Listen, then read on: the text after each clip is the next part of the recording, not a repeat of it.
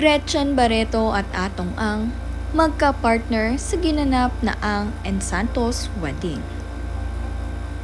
Bago ang lahat, huwag niyong kalimutang mag-subscribe at pindutin ang notification bell para maging updated sa ating mga susunod na videos.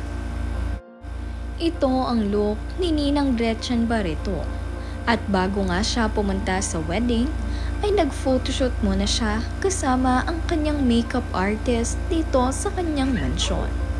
Kung saan suot-suot nga niya ang pink gown na ito. Parang ang bulaklak na kay ganda-ganda itong si Gretchen at hindi lumilipas.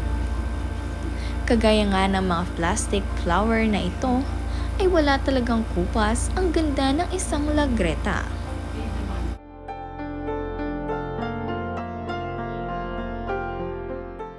Ang kapartner naman nga nitong si Ninang Gretchen Barreto ay ito namang si Ninong Atong Ang. Kaya naman trending na trending ang kanilang larawan na ito dahil ang ilang mga netizens ay napapatanong kung sila ba ay magjowa o magkarelasyon.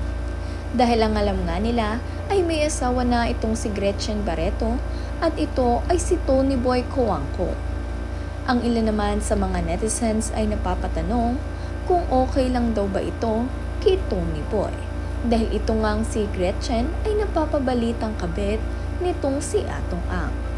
Ngunit wala namang dapat bigyan ng mali siya dahil itong sina Atong Ang at Tony Boy Cojuangco ay magkaibigan at silang tatlo ni na Gretchen ay magkakaibigan at magkakasosyo sa mga negosyo.